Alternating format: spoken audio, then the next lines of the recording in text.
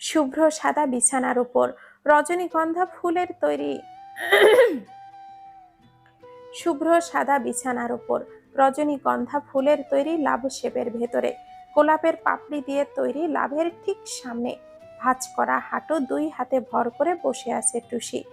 বেডের চারিপাশ রজনীগন্ধা আর গোলাপ ফুলের তৈরি ঝাঁকড়া দিয়ে দারুণভাবে সাজানো হয়েছে। চারপাশে ফ্লোরে পড়ে আছে হার্ট শেপের অগণিত বেলুন। থেকে থেকে জায়গায় জায়গায় সাদা মোমবাতির হলদে ঝলক আলো দিচ্ছে পুরো ঘর জুড়ে। রজনীগন্ধা আর গোলাপ ফুলের ঝাঁকে ঝাঁকে মরিচবাতি থেকে থেকে চিকচিক করছে। ফুলের গন্ধে মৌ মৌ করছে পুরো ঘর জুড়ে। ইয়া লম্বা একটা ঘোমটার নিচে এই শীতের মধ্যেও ঘেমে নেমে একাকার অবস্থা টুসির। ভয়ে থরথর করে কাঁপছে মনে হচ্ছে সে। বুকের ভেতর উথাল পাথাল ঢেউ তুলেছে অজানা ভয়ে। গলা শুকিয়ে কাঠ হয়ে আসছে বারবার। পাশেই পানির জগটা খালি পড়ে আছে। মনে পড়ে গেল 5 বছর আগের এই রাতটার কথা। চোখটা বন্ধ করতেই যেন সব কিছু দৃশ্যমান চোখের সামনে ভাসছে। গ্লাস থেকে দুধ খেয়ে নেওয়ার কথাটা মনে হতেই বেশ হাসি পেল টুসির। ইস, কি বাচ্চাময় না করেছিল সে। আচ্ছা, সেই দিন রাতে যদি তার পিরিয়ড না হতো, সারাটা রাত কি এই রুমে সে থাকতে পারতো? যদি থাকতে পারতো তাহলে কি হতো তাদের মাঝে? বরটা কি তাকে বুঝতো সে ওই সময় কতটা ছেলে মানুষ ছিল? চোখ মেলে তাকালো টুসি। সেই রুম, সেই বিছানা, সেই বর, আর সেই বসে আছে নববধূ রূপে। মুহূর্তে বুকের ভেতরে ঢিপ ঢিপ শব্দের ছন্দপতন শুরু হলো। আজ আবারও সেই জায়গায় বসে আছে টুসি। আজকের রাতটা কেমন হবে তাদের জানা নেই টুসির। চোখ উঁচু করে ঘড়ির দিকে তাকিয়ে দেখল 11টা 40 বাজে। সময়টা যেন যেতেই চাইছে না একদম। লোকটা গেল কোথায় কে জানে। টুসি মনে মনে বলছে, আজ রাতটা এভাবেই কেটে যাক, মানুষটা যেন ভেতরে না আসে। এভাবে তার সামনে সে থাকলে লজ্জায় মারা পড়বে নির্ঘাত। টুসি আকাশ পাতাল ভাবনার মাঝেই খট করে শব্দ হলো দরজাটা খোলার। রাফি ভেতরে এসে দরজাটা ভেতর থেকে লক করে দেয়। রাফি দরজাটা লক করছে এটা বুঝতে পেরেই টুসি সাথে সাথে কেঁপে উঠল। রাফি পেছন ঘুরে টুসিকে ঘোমটা দিয়ে বসে থাকতে দেখে স্মিত হেসে এগিয়ে আসলো। টুসি হাঁটু ভাঁজ করে হাঁটু খামচে ধরে আরো গুটিয়ে নিল নিজেকে। বিষয়টা চোখের আড়াল হলো না রাফির। ঠোঁট কামড়ে হেসে রাফি বেডের পাশে এসে বসলো। টুসির খামচানো হাতটা আরো শক্ত করে ধরলো। এটা দেখে রাফি বলে উঠল, তুষবা, তুমি কি ভয় পাচ্ছ? কোনো শব্দ নেই টুসির মুখ থেকে। সারাটা জীবন যার সাথে থাকবে তাকে ভয় পেলে চলবে? এগিয়ে এসো। কথা বলবে না তাই তো? বুঝতে পেরেছি, আমাকেই এগিয়ে যেতে হবে। আচ্ছা থাক, এটা কষ্ট করে তোমার পাটা এগিয়ে দেবে একটু। টুসি আবারও কোনো শব্দ নেই মুখ থেকে, কোনো কথাই বের হচ্ছে না। কি হলো, কথা বলবে না? আবারও চুপ টুসি। তাহলে কি আমি ধরে নেব? টুসিকে কথা বলছে না, তাই রাফি উঠে একটু এগিয়ে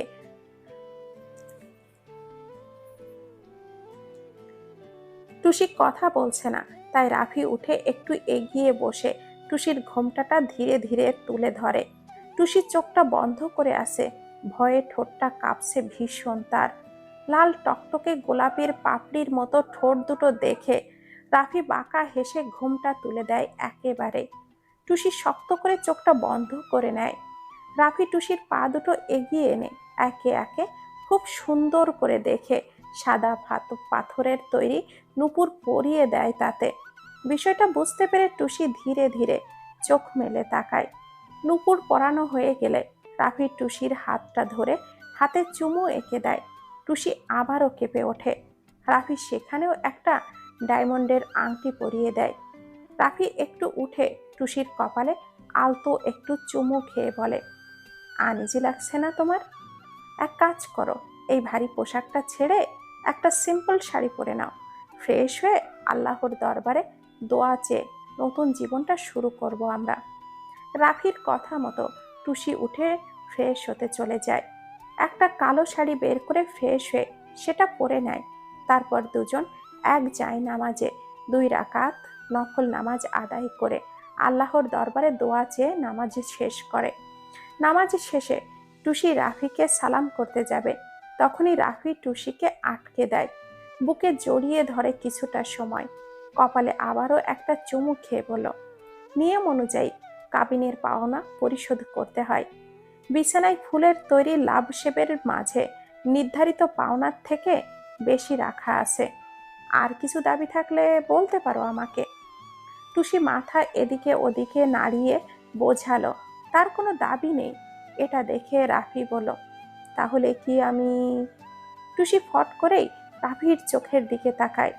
রাফি টুসির চোখে চোখ রেখে বলল, তোমার পাওনা পেয়ে গেছো, এবার আমারটা আমাকে বুঝে নিতে দিবে না? টুসি লজ্জায় মাথা নিচু করে নেয়। রাফি স্মিত হেসে টুসিকে পাজা কোলে তুলে নেয়, আলতো করে বিছানায় শুইয়ে দিয়ে পাশ থেকে বেডের সুইচটা অফ করে দেয়। ফুলের ঘ্রাণে অদ্ভুত মাদকতায় আচ্ছন্ন কক্ষের বদ্ধ বায়ু, মোমবাতির হলদে আলোয় রূপকথা রাজ্য মনে হচ্ছে এই নিস্তব্ধ নির্বাক পরিবেশকে। মেঝের বুকে ফুলের পাপড়ির সাথে শোভা পাচ্ছে হার্ট শেপের বেলুন। সাদা রঙের মরিচ বাতি জাগ্রত এক পাশে। রাফি তার মুখটা টুসির ছন্নিকটে নিয়ে এলো। নিছিদ্র শ্বাস একে অন্যের হৃদযন্ত্রের কম্পনে সমাচ্ছন্ন হচ্ছে। পুরুষত্ব জাগ্রত হলো রাফির। ফিসফিস করে বলল, 35 বছর বয়সে কতটা প্রহর অপেক্ষা করেছি এই মুহূর্তের জন্য, তোমাকে বলে বোঝাতে পারবো না। আমার সেই অপেক্ষার অবসান ঘটেছে আজ। আমি পুরো দস্তে তোমাকে পেতে চাই, ভালোবাসার সাগরে ডুবে যেতে চাই তোমাকে নিয়ে। টুসির শ্বাসটা যেন ঘন হয়ে আসে, চোখটা বন্ধ করে আসে সে। রাফির ভারী গরম নিঃশ্বাস টুসিকে যেন পুড়িয়ে দিচ্ছে, গলা শুকিয়ে কাঠ হয়ে আসছে। ভয়ে রাফির শার্টটা খামছে ধরে টুসি। এ কেমন অনুভূতি সে জানে না। নীরবতা সম্মতির লক্ষণ। টুসিকে চুপ থাকতে দেখে রাফি যেন সম্মতি পেয়ে গেল। বলিষ্ঠ বক্ষতলে পিষে ধরে টুসিকে। দূরবোধ্য স্পর্শে টুসির অন্তর আত্মা কাঁপিয়ে দিচ্ছে। তখনও টুসি জানে না কি অনুভূত হচ্ছে তার ভেতরে, সুখের যন্ত্রণা নাকি ভালোবাসার পার্থক্য। এটা করতে পারছে না তার ষষ্ঠ ইন্দ্রিয়। টুসির প্রেমানুভূতি তার সমস্ত জড়তা ভয় সংকোচকে দলিয়ে দিল এক নিমিষে। নিজের নারী সত্তার পূর্ণতা পাচ্ছে প্রিয় মানুষটির প্রতিটি স্পর্শে। নিজেকে সমর্পণ করলো রাফির পুরো দস্তরে। ভালোবাসার সাগরে ডুব দিয়ে আদায় করে নিল রাফি নিজের অধিকার। টুসি নিশ্চুপ রাফির এলোমেলো স্পর্শে মাতোয়ারা হয়ে নিজেও দিশেহারা হয়ে গেল। ভোরের পাখিদের কিচিরমিচির শব্দে টুসির ঘুম হালকা হয়ে গেল। আড়মোড়া দিয়ে আলসেমি ছাড়তেই বুকের উপরে ভারী কিছু বুঝতে পেরে চোখ মেলে তাকাতেই দেখতে পেল বরটা তার বুকে মাথা রেখে তাকে জড়িয়ে ধরে কত শান্তিতে ঘুমিয়ে আছে। কে বলবে তাকে দেখে যে সে কতটা বদমেজাজি স্বভাবের ছিল। একটুতেই অধৈর্য হয়ে পুরো পরিবেশের পরিস্থিতি পাল্টে দিত। আচ্ছা, মানুষটা এমন স্বভাবের কেন? নিজের রাগকে একদমই নিয়ন্ত্রণ করতে পারে না, অথচ যতটা দূরে সরিয়ে দেয় ততটাই কাছে টানতে পারে। যতটা কষ্ট দেয় তার থেকেও বেশি সুখী করতে পারে। যতটা ছোট করে তার থেকেও বেশি দায়িত্ব নিতে জানে। যতটা অবহেলা করে তার থেকেও বেশি ভালোবাসতে জানে। আলতো হাসে টুসি, তারপর খুব সাবধানে রাফির বুকের পাটাতন থেকে বেরিয়ে এসে ছড়িয়ে থাকা এলোমেলো শাড়ি গুটিয়ে নিয়ে চলে যায় ফ্রেশ হতে। সারাটা রাত ভালোবাসায় মাতামাতিতে নিজের তীব্র বাসনা পূরণ করে ক্লান্ত শরীরে শেষ রাতে ঘুম জেঁকে বসেছে রাফির। অনেকটা সময় নিয়ে ফ্রেশ হয়ে টুসি ওয়াশরুম থেকে বেরিয়ে আসে। গাঢ় নীল রঙের পাতলা জামদানি শাড়ি পরে সাদা টাওয়েলে চুল মুছতে মুছতে এসে দেখে রাফি তখনও উবু হয়ে ঘুমিয়ে আছে। রাতের কথা মনে পড়তেই টুসি লজ্জায় মাথাটা নিচু করে নিল। চোখটা বন্ধ করে রাফির সেই এলোমেলো স্পর্শগুলো অনুভব করলো। মুহূর্তেই টুসির কেমন যেন একটা অদ্ভুত অনুভূতি হলো। আপনা আপনি ঠোঁট দুটো কেঁপে উঠল। চোখ মেলে রাফির দিকে একবার তাকিয়ে দেখে, লজ্জায় সোজা বেলকুনিতে চলে আসে সেও। আজকের সকালটা একদমই অন্য রকম লাগছে টুসির কাছে। কেমন যেন স্বপ্ন স্বপ্ন মনে হচ্ছে সব কিছু, যেন সেই হাওয়ায় চড়ে সুখের সাগরে ভাসছে। ঠোঁটে আনন্দের হাসি দেখা গেল টুসির। সাদা টাওয়ালটা গোল গোল গোল গোল পেঁচিয়ে চুল থেকে পানি ঝরিয়ে নিল টাওয়ালের সাহায্যে টুসি। তারপর সোজা হয়ে রেলিং ধরে দাঁড়িয়ে পরিবেশটাকে উপভোগ করার জন্য চারিদিকে চোখ বোলাতেই এক শীতল অনুভূতি ছেয়ে গেল সর্বশরীর জুড়ে। কিছু সময় দাঁড়িয়ে থেকে ভেতরে এসে দেখে রাফি শটান হয়ে শুয়ে আছে। ভুরু কুঁচকে নেয় টুসি। একটু আগেই না উবু হয়ে শুয়েছিল, আর এখন জেগে গেছে, অথচ তাকে খুঁজলো না। একটু অভিমান হলো টুসির। মানুষটা কেমন ঘুমিয়ে আছে, যে তার কতটা কাছ থেকে সে উঠে গেছে, অথচ সে টেরও পেল না।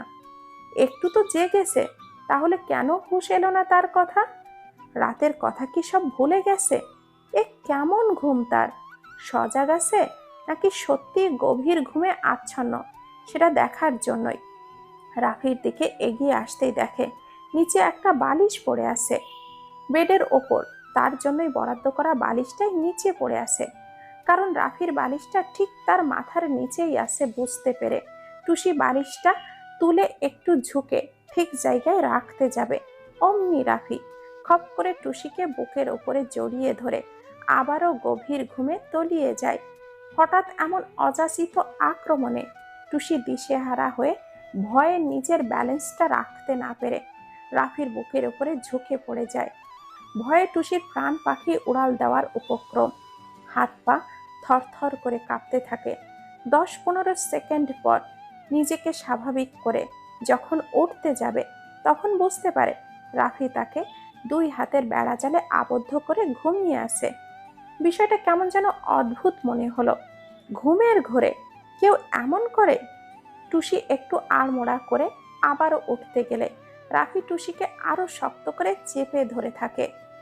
টুসির বুঝতে আর বাকি থাকে না, ঘুমের ঘরে নয়, রাফি ইচ্ছে করেই তাকে এইভাবে ধরে রেখেছে। ভীষণ রেগে গেল টুসি। এভাবে কেউ ধরে? একটুর জন্য হার্ট অ্যাটাক হয়নি তার। জোর করে উঠতেই রাফি আরো শক্ত করে চেপে ধরে টুসিকে। রাফির শক্তির সাথে না পেরে টুসি শান্ত হয়ে যায়, তবে তেজি গলায় বলল, ভয় দেখিয়ে এইভাবে ধরে রেখে আমার শ্বাসরোধ করবেন আপনি? শ্বাসরোধ করব, তবে ভয় দেখিয়ে নয়, ভালোবাসা দিয়ে। ছাড়ুন, ছাড়ুন বলছি, ছাড়ুন আমাকে। এমন ভয় দেখানো ভালোবাসা লাগবে না আমার। ছাড়ো না। আর কথা না শুনলে তো ভয় দেখাতেই হবে। আগে বলো, আমাকে না জানিয়ে উঠে গেলে কেন? উঠবো না তো কি করব? আপনি আপনার নিচে পড়ে ভর্তা হব নাকি? কয়টা বাজে দেখেছেন? যতটা বাজার বাজুক না না, তাতে আমাদের কি? সবাই বোঝে। তাছাড়া তোমার মতো বাচ্চা না কেউ যে দেরি করে উঠলে কেউ মাইন্ড করবে। প্রথম প্রথম কিছুদিন একটু অনিয়ম হবেই সবার ক্ষেত্রেই। আমার ক্ষেত্রে না হয় একটু বেশি অনিয়ম হোক, তাই না? আচ্ছা, লজ্জা করছে না আপনার এটা বলতে? লজ্জা? লজ্জা করবে কেন? এখানে কি কেউ আছে নাকি? কেন? আমাকে কি মানুষ মনে হচ্ছে না নাকি? নাকি ছোট বলে দেখতে পাচ্ছেন না? ছোট বলেই তো বুকে আগলে রাখতে চাইছি। টুসির কপালে ছোট্ট একটা চুম্বন এঁকে বলল, তাছাড়া ছোট হোক বা বড় হোক, বউয়ের সামনে লজ্জা পেতে হয় না। লজ্জা পেলে নিজেরই ক্ষতি তাতে। আর জেনে শুনে আমি নিজের এত বড় ক্ষতি করব না নিশ্চয়। আচ্ছা, যেচে পড়ে করতে হবে না নিজের ক্ষতি। এবার ছাড়ুন, আমি নিচে যাব। বাবারে, এতক্ষণ কি বোঝালাম তোমাকে? আচ্ছা থাক, বাদ দাও। একটু ভালোবাসা দাও না আমাকে। ইস, এমন ভাবে বলছেন মনে হচ্ছে এটা কোনো জিনিস আপনি চাইছেন আর আমি আপনাকে ঠেলে দিয়ে দিব। ঠেলে দিতে কখন বললাম? তুমি তো উজাড় করে দিবে। এই, ভালোবাসা কিভাবে দেয় শুনি? কেন, কাল রাতের কথা ভুলে গেছো? ভুলে গেলে বলো, মনে করিয়ে দেই। আর এখন কিন্তু কোনো ছাড়াছাড়ি নেই, আগে থেকেই বলে দিলাম। অনেক ক্ষতি করেছি নিজের, এবার আর নয়। খুব স্বার্থপর তো আপনি, নিজের দিকটাই শুধু ভাবছেন। নিজের ক্ষতি করবেন না বুঝলাম, কিন্তু আমাকে এখন নিচে না যেতে দিলে সবাই কি ভাববে? আমার যে তখন খারাপ লাগবে। পরের দিনই নাসরিন বেগম তুষারকে চলে যেতে হয়। হঠাৎ করে তাদের আনায় বাসায় টুসির বাবাকে কোনো মতে পাশের একজনের ভরসায় রেখে আসে, তাই তারা পরের দিনই চলে যায়। যাবার আগে রাফির কথা দেয় খুব শীঘ্রই সুজনের বিয়ের পর তারা আসবে সেখানে। কয়েকদিন পরেই সুজনের বিয়ে। রোনাকে আবার তো 3 দিন পরই আসতে হবে, তাই তানভীর রোনাকে রেখেই চলে যায়। এত দূর জার্নির জন্য বারবার যাওয়া আসাটা খুব রিস্ক হয়ে যায়। রুনাও এত জার্নি করতে অভ্যস্ত নয়। রুনার কথা ভেবেই তানভীর তাকে রেখে চলে যায়। বিয়ের দিন সময় মতো সে আসবে এবং 2 দিন পর তাকে নিয়ে আবারও যাবে, এমন কথা হয়। রুবি জনি 2 দিন পরই চলে যায়। রুনাও যায় তাদের সাথে। অনেক দিন দুই বোনের আড্ডা জমেনি। 2 রাত রুবিদের বাসায় থেকে সেই আড্ডার আসর বসাবে দুই বোন। মমতা বেগম আর না করেননি তাতে। আজ 3 দিন ধরে রুবি রুনার চাপে পড়ে শাড়ি পরে থাকতে থাকতে টুসির অবস্থা বেহাল। এতদিন আর এখনকার মধ্যে অনেক পার্থক্য আছে বলে জানায় টুসিকে। তারা দুই বোন মেয়ের মতো থাকলেও তাকে বাড়ির বৌদিদের মতো করে শাড়ি পরাটা শিখতে হবে। আশেপাশের লোকেরা নানান কথা বলবে, যতদূর সম্ভব তাদেরকে কথা বলার সুযোগ দেওয়া যাবে না বলে তারা মনে করে। বাসার সবাই যেতেই টুসিও একটা 3 পিস পরে নিজেকে হালকা করে নেয়। দুপুরে রান্না শেষে তারা 3জনই মমতা বেগম, রাফি আর টুসি খাবার খাওয়ার জন্য প্রস্তুতি নেয়। রাফি ফ্রেশ হচ্ছে, এখনই নিচে খেতে আসবে। মমতা বেগম ডাইনিংয়ে বসেছেন। টুসি প্লেট থেকে পানি নিয়ে ঝরিয়ে সবার প্লেটে রাখতেই মমতা বেগম টুসিকে বলল, এতদিন মেয়ের মতো করে থাইকেছো তুমি, আর এই বাড়ির মেয়ে, আর আমি তেমনি তোমাকে ভালোবাসা দিয়েছি, কিন্তু এখন কিন্তু মেয়ের সাথে সাথে তুমি এই বাড়ির বউ। এতদিনের বিষয়টা আলাদা ছিল, আর এখনকার বিষয়টা কিন্তু অন্য। স্বামীর দায়িত্বে দেরি করে নিতে হয়েছে, এই বলে ভেবো না যে সন্তানের দায়িত্বও কিন্তু দেরি করে নিতে হবে। আমার বয়স হয়েছে, বাঁচবই বা আর কতদিন। শরীরের রোগরা বাসা বেঁধেছে বয়সের চাপে। এই বয়সে একটা খেলার সাথী পেলে যতদিন বাঁচবো আনন্দে বাকিটা জীবন কাটাতে পারবো। তাছাড়া এখন একটা বাচ্চা নিলে মানুষ করতে তোমার খুব বেশি একটা অসুবিধা হবে না। আমি এখনো সুস্থভাবেই চলাফেরা করতে পারছি, তাকে সামলে নিতে পারবো। টুসি লজ্জায় এখানে যেন গেঁথে যাচ্ছে মনে হলো। শরীরে কাঁটা দিয়ে উঠছে তার। সংসার শুরু হতে না হতেই বাচ্চা। মাথা নিচু করে নেয় টুসি। অতি ঘরোয়াভাবে সুজনের বিয়েটা হলো। তেমন কোনো লোক সমাগম নেই, হাতে গোনা কয়েকজন ছাড়া। রাফি, জনি, সুজন, রুবি, রুনা, টুসি আর গার্ডিয়ান হিসাবে মমতা বেগম যায় বিয়েতে। বাড়তি কোনো খরচ খরচা কেউই করায়নি মা মেরুনদের বাসায়। যতটুকু না হলে নয় ততটুকুই করেছেন মাত্র। বিয়ে করে মেরুনকে বউ করে সুজন নিয়ে যায় নিজের বাসায়। সুজনের বাবা একটু রেগে থাকলেও তা প্রকাশ করেনি সবার সামনে, তবে বেশ ক্ষেপে যায় তিনি। মেরুন তার সামনে যে হালকা ঝুঁকে সালাম করে, সঙ্গে সঙ্গে সে সরে যায়। এটা দেখে মেরুন হাত জোর করে ক্ষমা চায়।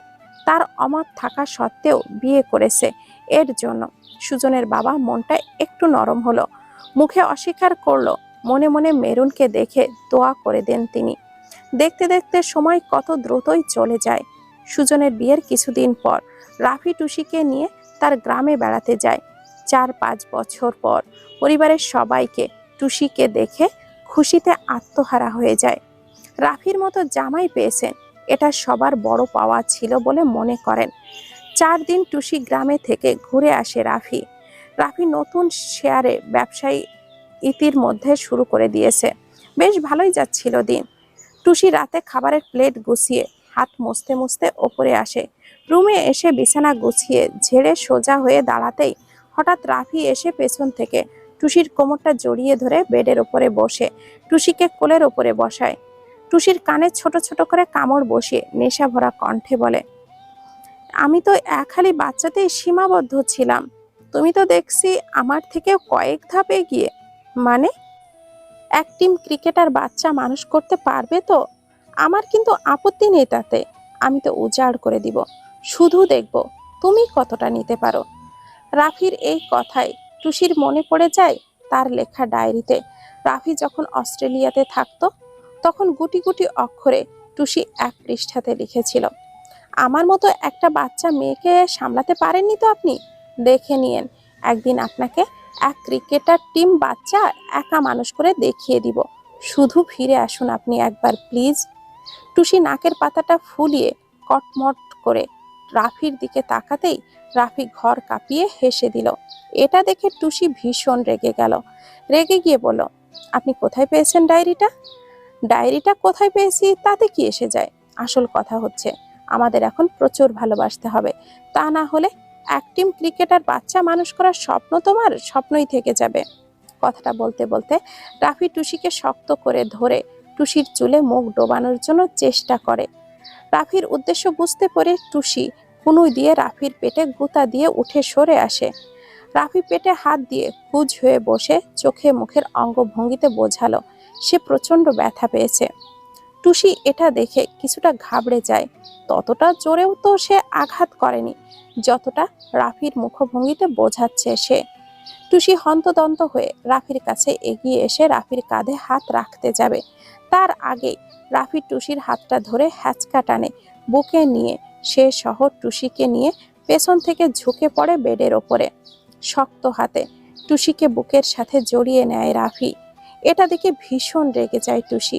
তার মানে রাফি ইচ্ছে এমনটা করেছে তাই তো, যেন সে পালিয়ে না যেতে পারে। টুসি রাফির বুকের ওপর থেকে ওঠার জন্য ছটফট করলে রাফি নেশা ভরা কণ্ঠে বলে ওঠে, আমি যেতে চাই আবারও তোমার ওই স্বর্গের রাজ্যে। প্লিজ তুমি বাধা দিও না আমার ইচ্ছেগুলোতে। নিচে বসে রাফি ল্যাপটপে কাজ করছিল। শেয়ারের ব্যবসায় একটা গুরুত্বপূর্ণ বিষয় ঘেটে দেখছিল মূলত। একটু পরে শেয়ার মার্কেটে যাবে, তার আগেই সবকিছু যাচাই বাছাই না করলে কি চলে। কিছুক্ষণ পর টুসি এক কাপ কফি এনে রাফিকে দেয়। রাফি ব্যস্ততা নিয়ে সেটা খেয়ে ফোনটা উপরে চার্জে থাকায় বেখেয়ালিভাবে ফোনটা উপরেই রেখে টেবিলের ওপর থেকে বাইকের চাবিটা নিয়ে বেরিয়ে পড়ে। মমতা বেগম নিচে কিচেনে টুকটাক কাজ করছিল।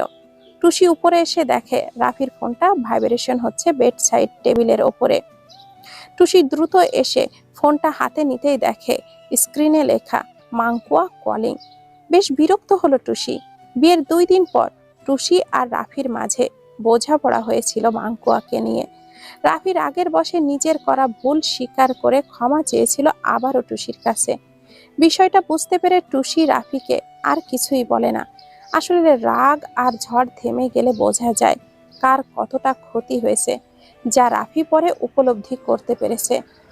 যত যাই হোক, যেহেতু রাফি মাংকুয়াকে বিয়ে করার প্রতিশ্রুতি দিয়েছিল এবং মাংকুয়ার বাবা মায়ের সাথে কথা বলেছিল বিয়ের বিষয়ে, সেহেতু রাফির উচিত তাদের সাথে কথা বলা এবং ক্ষমাও চেয়ে নেওয়া। পাশাপাশি খুব সুন্দর করে মাংকুয়াকে বোঝানো যে বিয়ে এক পবিত্র বন্ধন, এই বন্ধনে অনেক বড় বড় ঝড় বাধা বিপত্তি আসে।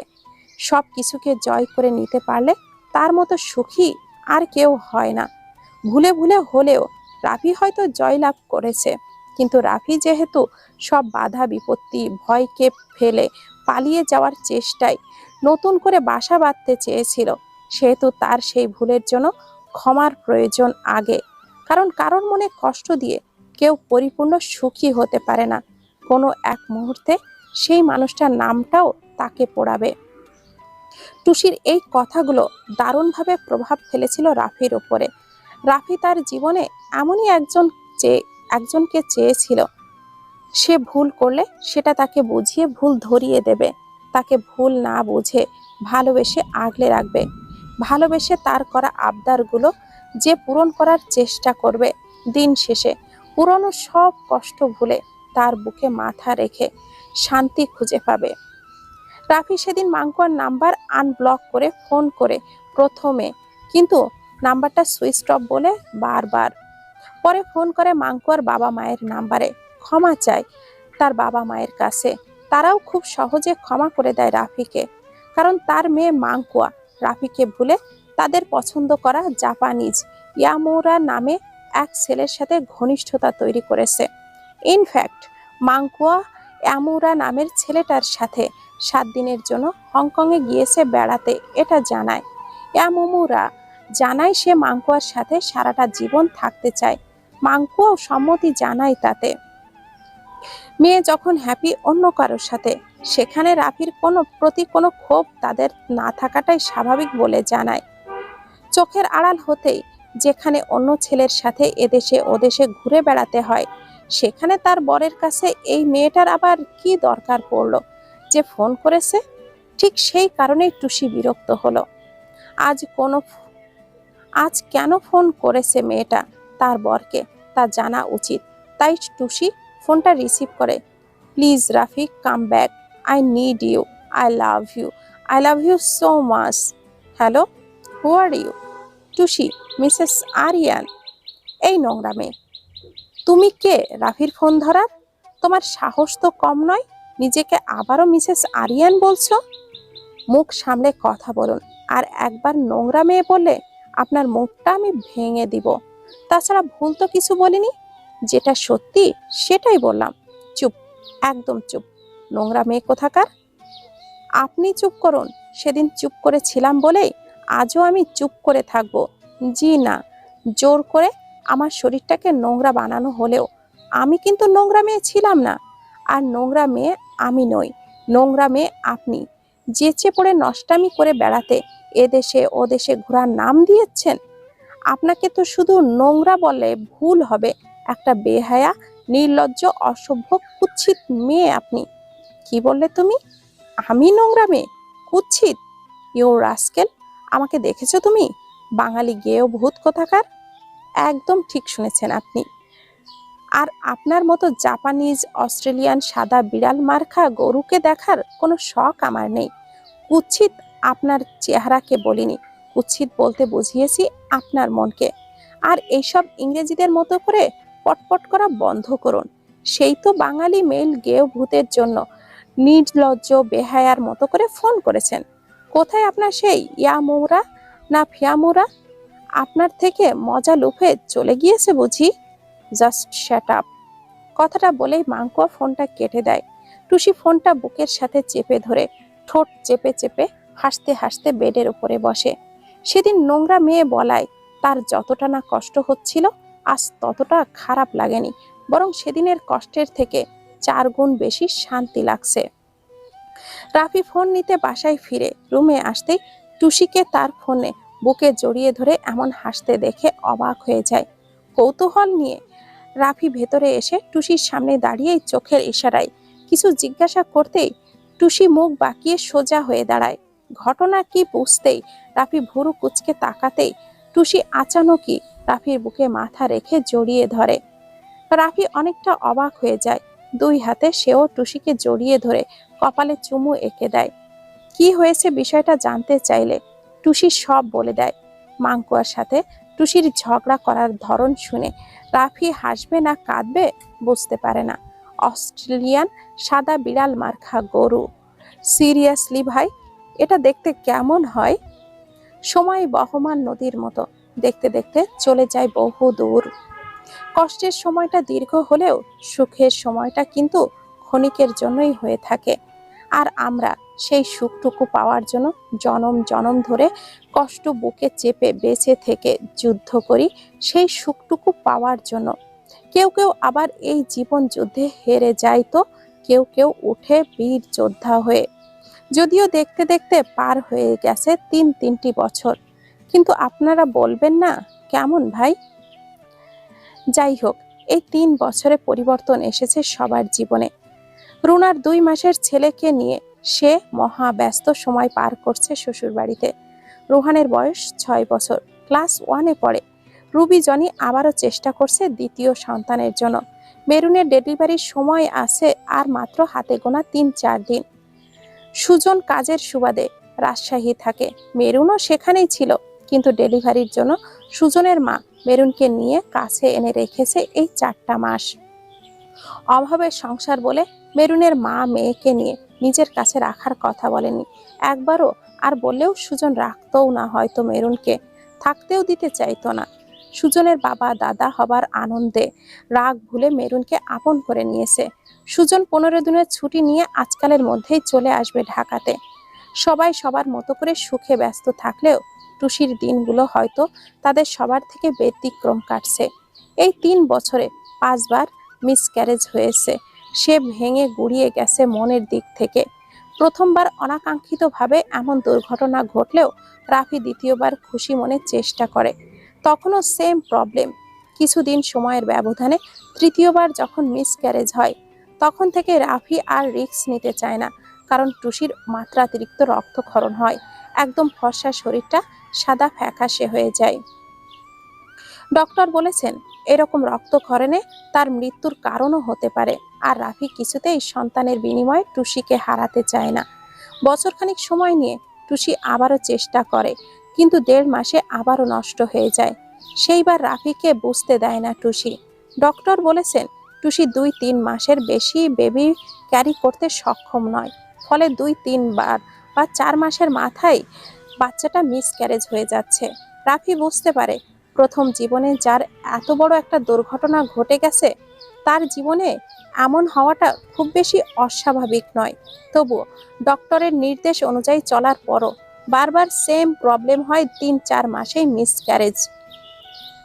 আর এই মিসক্যারেজের পর সারাটা দিন রাত কেঁদে কেটে টুসি নিজের আরো ক্ষতি করে, যা রাফিকে বাবা না হবার কষ্ট থেকে আরো বেশি কষ্ট দেয়। তাকে বাবা ডাক শোনাতে বারবার নিজের জীবন বাজি রেখে টুসির যে প্রচেষ্টা, তারপর মৃত্যুর দুয়ার থেকে ঘুরে আসা রাফিকে আরো বেশি পোড়ায়। কি দরকার নিজের জীবনের বাজি রেখে এত প্রচেষ্টার? বেশ তো আছে সুখে তারা। এভাবেই না হয় সারাটা জীবন কাটিয়ে দিবে একে অপরকে ভালোবেসে। নিজের জীবন সঙ্গীকে হারিয়ে বাবা ডাক শোনার অনুভূতি সে উপলব্ধি করতে চায় না। রাফি সিদ্ধান্ত নেয় তারা নিঃসন্তান হয়ে বাকিটা জীবন কাটিয়ে দেবে। তবুও বারবার এইভাবে তিলে তিলে কষ্ট পাওয়ার থেকে একবারে কষ্টটাকে কবর দিয়ে সুখে জীবন যাপন করবে তারা। দিন পেরিয়ে নতুন ভোর আসে সবার জীবনে। মেরুনের একটা মিষ্টি মেয়ে হয়েছে, রোনা। আসলে রুবি, মেরুন সবাই প্রায় এখানে এসে একসাথে হয়। তারা আসলেই রাফি বোনেদের ছোট ছোট বাচ্চা কোলে নিলে রাফির চোখে মুখে যে আনন্দ টুসি দেখতে পেয়েছে, সেই খুশি, সেই হাসি রাফির মুখে অন্য কিছুতেই সে দেখেনি। মনে পড়ে টুসির প্রথম যেদিন কনসিভ করে, খুশিতে রাফির করা পাগলামিগুলোর কথা। বারবার রাফি খুশিতে আত্মহারা হয়ে বলেছিল, আমি বাবা হব তুষবা, আমি বাবা হব। আজ তুমি আমাকে পৃথিবীর সবচেয়ে বড় সুখ দিলে। আমার রক্ত বইবে আমার সন্তানের শরীরে। আমার এই 2 হাত দিয়ে এক টুকরো তুলোর মতো সাদা মেঘ ধরব। ছোট ছোট হাতে আমার আঙ্গুলগুলো ধরে হাঁটবে কেউ। আদো আদো ভুলিতে আমাকে বাবা বলে ডাকবে। আমার বুকের ওপরে বসে আমার মুখটা খামছে ধরবে। ইস, কি যে আনন্দ লাগছে এইসব ভাবতে, তোমাকে বলে বোঝাতে পারবো না। তুমি আমাকে এক পৃথিবীর সুখ দিয়েছো তুষবা, এক পৃথিবীর সুখ। হসপিটালের কেবিনে আধো শোয়া অবস্থায় বসে চোখ বন্ধ করে পুরনো কথা ভাবছে টুসি। চোখ থেকে টুপটুপ করে অশ্রু গড়িয়ে পড়ছে। এইবার আবারও টুসি 6বার রাফিকে না জানিয়েই কনসিভ করেছে। ফলাফল এবারও শূন্য। প্রতিবারের মতো এবারও অতিরিক্ত রক্তক্ষরণে গত 2-3 দিন যাবৎ হুঁশে ছিল না সে। হসপিটালে আর সময় মতো 4 ব্যাগ রক্ত দিতে পেরেছে বলে এ যাত্রায় বেঁচে গেছে সে। কেবিনের মধ্যে বাইরের দিকে তাকিয়ে রাফি রেগে জানালার পর্দায় হাত ঠেকিয়ে দাঁড়িয়ে আছে। ডক্টর বলেছেন যদি টুসি বারবার এমন করে, তাহলে তার জরায়ু নষ্ট হয়ে বড় কোনো ধরনের রোগ বাসা বাঁধবে। ফলাফল মৃত্যু। কথাটা মনে পড়তেই রাফি তেড়ে এসে টুসির সামনে চেয়ার টেনে বসে। টুসির থুতনি ধরে মুখটা নিচের দিকে ঘুরিয়ে নিয়ে বলে, তাকাও আমার দিকে। কি চাচ্ছ কি তুমি? এত কিছু হয়ে যায় তোমার শরীরের সাথে। ডক্টর বলেছিল যে তোমার মৃত্যু পর্যন্ত হতে পারে। তোমার তো কষ্ট হয় না, তাই না? বারবার এটা করতে কষ্ট হলে তো এইসব ভূত মাথা থেকে ঝেড়ে ফেলতে। কিন্তু আমার হয় খুব কষ্ট। আমি তিলে তিলে কষ্ট পেয়ে মারা যাই। তাহলে তুমি খুশি তো? টুসি শক্ত করে চোখটা বন্ধ করে নেয়। আবারও অশ্রু গড়িয়ে পড়ে চোখের কার্নিশ বেয়ে। এটা দেখে রাফি নরম হয়ে যায়। টুসির স্যালাইন দেওয়া হাতটা ধরে অন্যয়ের সুরে বলে, কেন বোঝো না? তোমাকে ছাড়া আমি অসম্পূর্ণ। এমন করে বারবার কেন নিজেকে মৃত্যুর মুখে ঠেলে দিচ্ছ? আমাকে শাস্তি দিচ্ছ তুমি? দিও না, দিও না তুষবা এমন শাস্তি, আমি সহ্য করতে পারছি না আর। বিশ্বাস করো, আমি বাবা হতে চাই না, তোমার সাথে থাকতে চাই, শেষ নিঃশ্বাস পর্যন্ত তোমার সাথে বাঁচতে চাই। তাহলে আমি মা হতে চাই। আমার মা হতে চাওয়াটা কি অপরাধ? বলুন না বর। এবার রেগে যায় রাফি। এত কিছু হয়ে যাবার পরও মেয়েটা এখনো এই কথা বলছে। তাই রেগে গিয়ে রাফি কেবিন থেকে বের হয়ে যায়।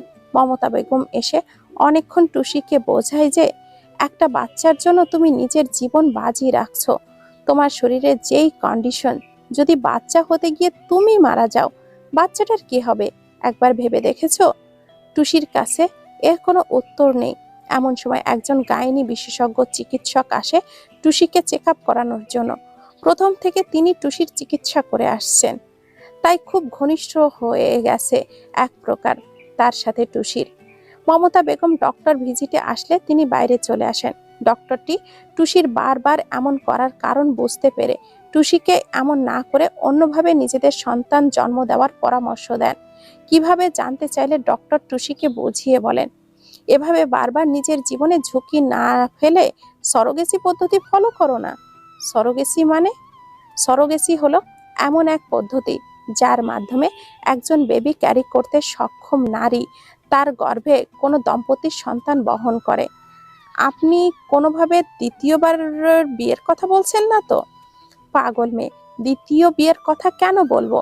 আমি তো একজন মেয়ে, মেয়ে হয়ে আরেকজন মেয়ের সংসারে অন্য মেয়ে আসার কথা কেন বলবো? আমি তো শুধু বললাম এটা একটা পদ্ধতি। অনেকে কিন্তু সরোগেসি করতে রাজি হয়ে যায় অর্থ বা আর্থিক সহায়তার লোভে। তোমার মতো এমন কত দম্পতি আছে যারা কনসিভ করার পরও বেবি ফুললি ক্যারি করতে পারে না। তাদের জন্যই এই পদ্ধতি। যেসব নারী কনসিভ করতে সক্ষম কিন্তু তাদের ইউটেরাস দুর্বল হওয়ার কারণে প্রেগনেন্সির এই লং টাইমটা তারা বেবি ক্যারি করতে পারে না। আবার অনেকের ওভারিতে সমস্যা, অনেকে বারবার মিসক্যারেজ হয়ে যায় এবং অকাল মেনোপজ ইত্যাদি বিভিন্ন প্রবলেম থাকে। প্রয়োজনে একটি সন্তানের জন্য হলেও তারা কিন্তু বেশিরভাগই এই পদ্ধতি ফলো করে। আবার যেসব নারী কখনো কনসিভ করে না তারাও এই পদ্ধতি ফলো করতে পারে। তুমি জানলে অবাক হবে যে এই পদ্ধতিতে অন্য কেউ তোমার বেবি লং টাইম নিজের গর্ভে ক্যারি করলেও বেবিটা কিন্তু তোমারই থাকবে। মানে এটা কি করে? বলছি শোনো। সরোগেসি দুই ধরনের হয়, তার মধ্যে একটা হলো পার্শিয়াল সরোগেসি। এই সরোগেসিতে মূলত মায়ের, মানে ধরো তোমার কোনো ভূমিকা থাকবে না, বাবার স্পার্ম নিয়ে সরোগেসি পদ্ধতি বহনকারীর ওভারির সাথে নিষিক্তকরণ করে সরোগেসি পদ্ধতি বহনকারীর ইউটেরাসে প্রতিস্থাপন করা হয়। এক্ষেত্রে বেবিটার প্রতি তোমার অধিকার থাকবে না। আর দ্বিতীয়টা হলো যে নারী কনসিভ করার ক্ষমতা রাখে, মানে তুমি, তোমার আইভিএফ সরোগেসি পদ্ধতি নিব। এই পদ্ধতিতে তোমার ডিম্বাণু থেকে সৃষ্ট ভ্রূণ সরোগেসি পদ্ধতি বহনকারীর ইউটেরাসে প্রতিস্থাপন করা হবে। এখানে হাজবেন্ডের স্পার্মের সাহায্যে এই নিষিক্তকরণটা হবে। এতে করে তোমার আর তোমার হাজবেন্ডের দুজনেরই অধিকার থাকবে বেবির ওপরে। সরোগেসি পদ্ধতি বহনকারী শুধু তাকে জন্ম দিবে, তার বিনিময়ে তাকে খুশি করতে হবে কোনো কিছুর বিনিময়ে তোমাকে। এটা কি সম্ভব? অবশ্যই সম্ভব। ওই যে বললাম, আর্থিক সহায়তার লোভে অনেকে এই পদ্ধতি ফলো করে। এটা কিন্তু কোনো অবৈধ কাজ নয়। সম্পূর্ণ কাজটা মেডিকেল সায়েন্স তাদের যথানুযায়ী করবে। এটা একটু ব্যয়বহুল। খুশিতে গদগদ হয়ে যায় টুসি। রাফি আর তার সন্তান পৃথিবীতে আনার উপায় যেন মুহূর্তেই পেয়ে গেছে সে। ডক্টর টুসিকে খুশি হতে দেখে বলে, ভেবে দেখো, তোমার জীবন ঝুঁকি থাকবে না, আবার তোমার সন্তান পৃথিবীর বুকে আসতে পারবে। রিলিজ হয়ে বাসায় যাওয়ার কিছুদিন পরই ইনিয়ে বিনিয়ে টুসি রাফির সাথে সরোগেসির পদ্ধতি সম্পর্কে আলোচনা করে। রাফি এই পদ্ধতির বিষয়ে আগে থেকেই জানতো অস্ট্রেলিয়া থেকে, তাই সে কোনো প্রতিক্রিয়া করলো না। রাফিকে চুপ থাকতে দেখে টুসি এক প্রকার জেদ করে বসলো। সে এই সরোগেসিই করাবে।